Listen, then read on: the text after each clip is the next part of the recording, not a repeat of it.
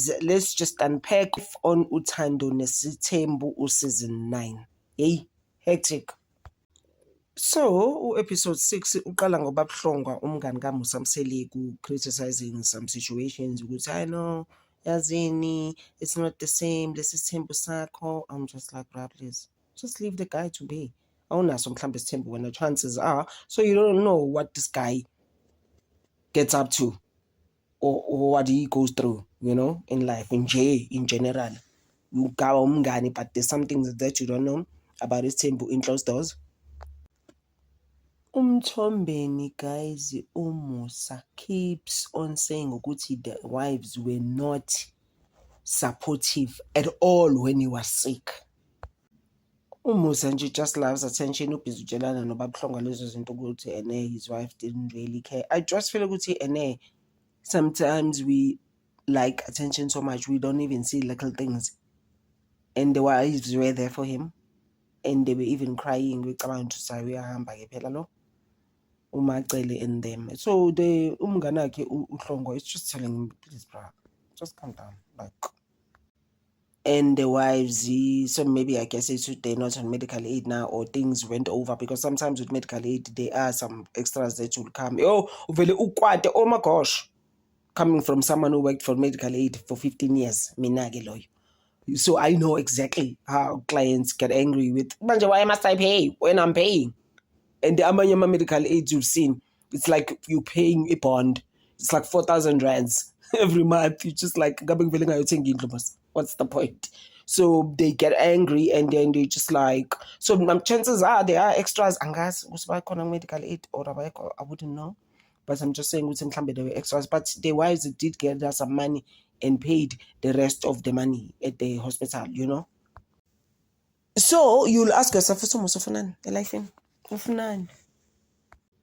because for me that comes off like gratitude. Also, you're not grateful as a person. Like, what kind of a person are you?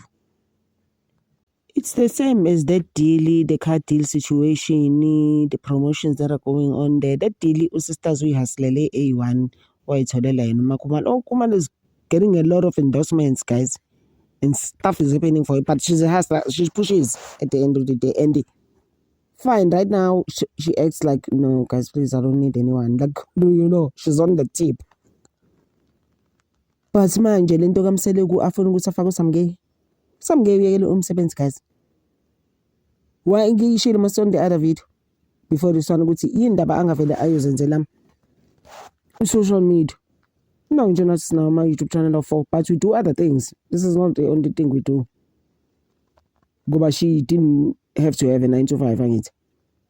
That's what she thought. She was just like, no, please, get malini. But yes, it's a malini, but is it enough? That's not enough. Guys, I don't want to go through the thing again. Income streams need to be more. Uma khumulisa kayibo, I got this deal myself. Ngeke ngizokwazi ukufaka abantu ku deal yami yemoto and number people myself, guys. I don't think so. Come on. Ithension-ke manje that's there between uMakhumalo noMusa is getting worse. It's not getting any better. And Uma Ngwabe is like, no, kukhona into ekhona lo, khona umuntu angaphandle wenza lento. Ngoba nasesithenjini ubuthakathi, you'll never really know for sure. Uma Ngwabe is meeting with uMakhumalo sazokhulumela indoda yakhe uMusa. Sengizothi yakhe phela kule nsuku because uMakhumalo is just like, yabona le ndoda. He wants me to take care of his wife, uSamgay Khawula. Mina ngingenaphi? Hayibo. One thing about uSamgay, she's just like me. I'm not leaving this marriage. Abahambe mina ngizobe ngibhizi nendoda yami ngizele yona kaloku. Yes, in Xhosa. So she's just like, no, I'm not leaving. I'm not going anywhere. Namu Musa owam. Imagine, guys, just like this girl. She even said that ingane yakhe ngizikhule ngenababa, but I guess we all want that, guys. I mean, and then wazosho futhi nokuthi no, ex yami nje ngisoze ngaba nomntwana naye. I'm like, hey bro, like what are you even on about now? During their talk ke uMakhumalo waye noMangwabe amtshela ukuthi I know bengisesibhedlela also I just didn't wanna worry you guys and axayo uma ngabe uthi masimina nalo muntu siyakhuluma usho ukuthini manje masethi besesibhedlela athi no I just didn't wanna worry you guys but uMthombeni kanje ngitshelile ukuthi ngisesibhedlela basically nje ubephume ngene esibhedlela that's what was going on. Kodwa nje the fact that uMakhwela benomakhumalo from eMzumbe guys lukhulu esingalazi when they were growing up as girls because these people their ages are not that far apart. So I'm just like, hey, kuningi guys kusazophuma and uyabona ukuthi uMakhumalo le beef that she has with uMakhwela is going places. And on top of that uthi uMakhumalo yena ubengaphathekile kahle ukuthi angifuni ukusebenzisa le gama lesingisi eliqala ngo-D. Bengaphathekile nje kahle ivalele indlela for almost 2 weeks engasasebenzi nokusebenza ngenxa yokuthi futhi nje noMusa wemfrustrator engasadli for 2 weeks and uMusa talks too much.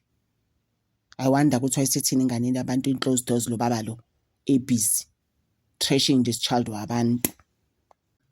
Guys sizoke sime lapho kancane ngendaba ka episode 6 kathi nje lukhulu let's going on with this family noMakhwela ufika nezakhe and I just feel like it's just not gonna end well.